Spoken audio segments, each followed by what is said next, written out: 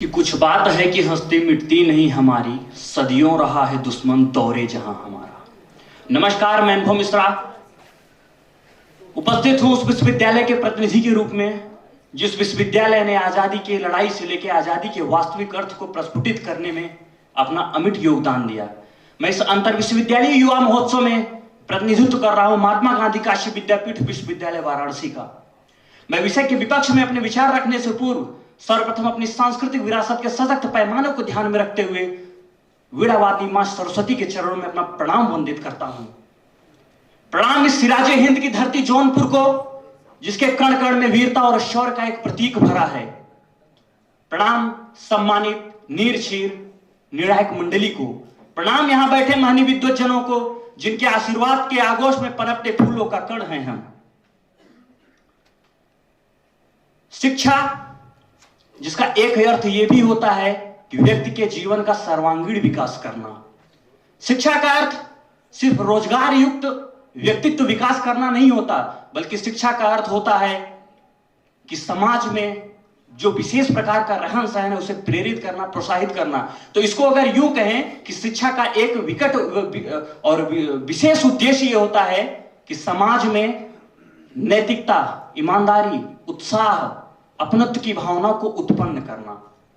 नई शिक्षा नीति जहां एक तरफ स्थानीय भाषा में शिक्षा को आगे बढ़ाने का कार्य करने के लिए लाई गई है, तो मैं बताना चाहता हूं कि नई शिक्षा नीति में प्रदत्त विषय वस्तु अप्रत्यक्ष रूप से इंग्लिश के प्रति ही तो झुकी नजर आती है।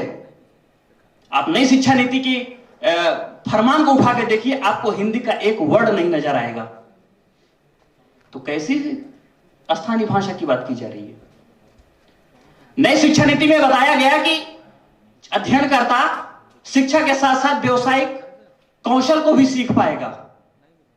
तो माननीय, मैं बताना चाहता हूं कि जहां किताबी ज्ञान भी प्राप्त करना सुलभ नहीं है, वहां रोजगार युक्त शिक्षा की बात करना अपने आप में एक टेढ़ी खीर नजर आती है।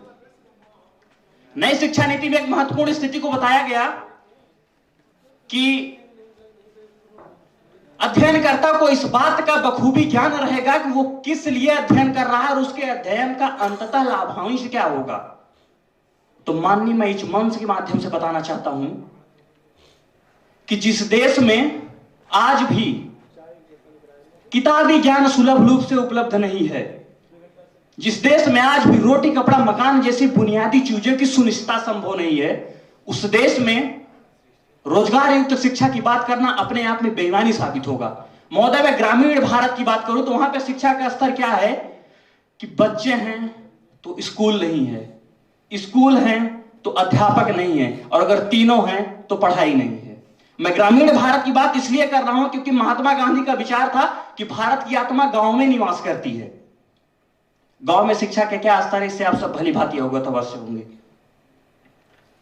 शिक्षा ना में ये जो नई शिक्षा नीति है, यह एक तरीके से एक मूर्खों की फौज तैयार करने के लिए की गई है, जिनको अचानक यह बताया जाएगा कि तुम्हारा धर्म संकट में है, और कहा जाता है कि धर्म जब कुर्सी पर बैठता है तो शिक्षा सड़क पर भटकती है।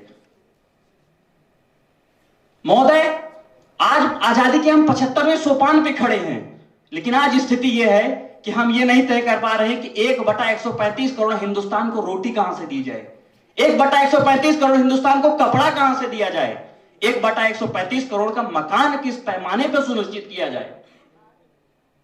जहां आज भी बुनियादी शिक्षा उपलब्ध नहीं है, ऐसे में नई शिक्षा तो माननी वही होगा ना कि चोर का मकान खुला है थाने के सामने, चोर का मकान खुला है थाने के सामने, थाने के पीछे शराब की दुकान है, और हम कहते हैं नई शिक्षा नीति महान है।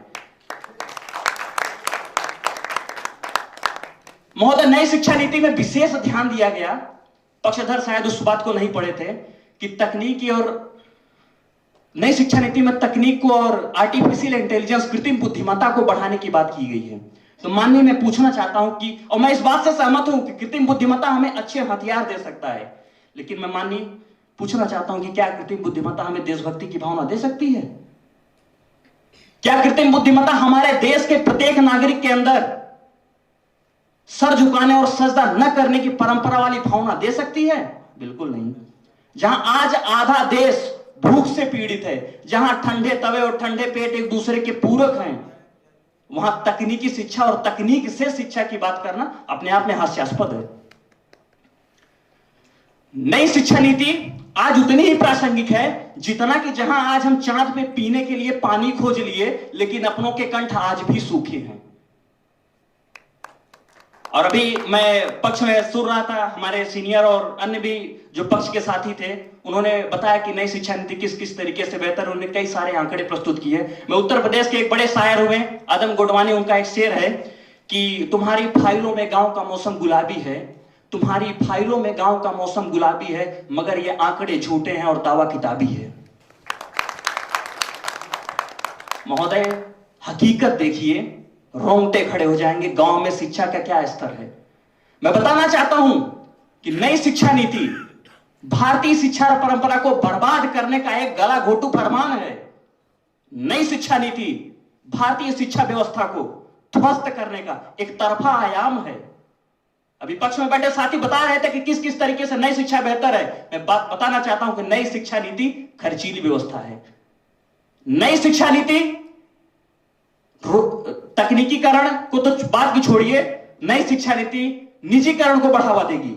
नई शिक्षा नीति हमें शिक्षित नहीं कर सकती, नई शिक्षा नीति हमें समझदार नहीं कर सकती, नई शिक्षा नीति हमें सार्थक नहीं कर सकती, नई शिक्षा नीति हमें चरित्रवान मनुष्य नहीं बना सकती। मानवीय शिक्षा का एक अर्थ होता है चरित्र निर्माण।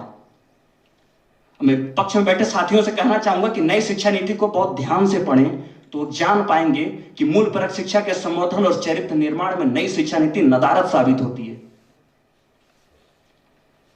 नई शिक्षा नीति हमें, जो कहा जाता है कि आज का युवा कल का भविष्य होगा, नई शिक्षा नीति हमारे देश को, नई शिक्षा नीति हमारी युवा पीढ़ी को, नई शिक्षा नीति एक सभ्य समाज को नैतिक रूप से सटीन, चारित्रिक रूप से भ्रष्ट, मानसिक रूप से दिवालिया, धार्मिक रूप से अंधा, राजनीतिक रूप से गंदा, स्वैच्छिक मान्य मूल्यों के आंकड़ों में छिन्न सिन्न पैपंदमय अखंड भारत को खंड खंड करेगा।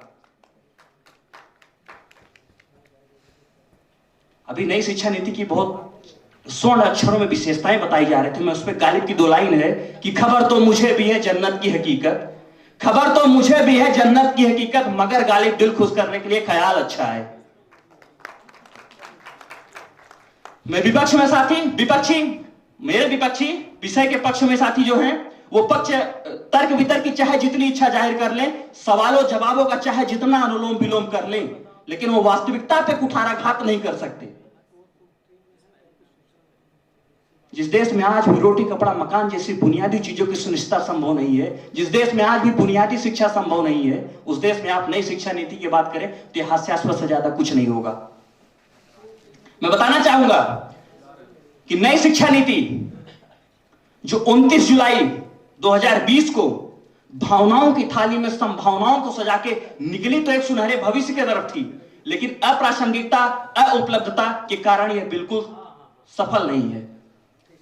माननीय अब आप सब तय करें कि भारत जैसे देश में किस प्रकार की शिक्षा व्यवस्था प्रासंगिक है। धैर्य से सुनने और समय देने के लिए आप सबका बहुत बहुत धन्यवाद। मैं महात्मा गांधी काशी विद्यापीठ वीर बहादुर सिंह पूर्वांचल विश्वविद्यालय का मनसा वाचा कर्मणा बहुत आभारी हूं कि जिन्होंने मुझ अदबे से फूल को पुष्प पल्वित होकर सदन पटल पर वृक्ष बनने का मौका दिया। इसके लिए बहुत बहुत धन्यवाद। जय हिंद, जय भारत, जय विद्यापीठ, जय पूर्वांचल।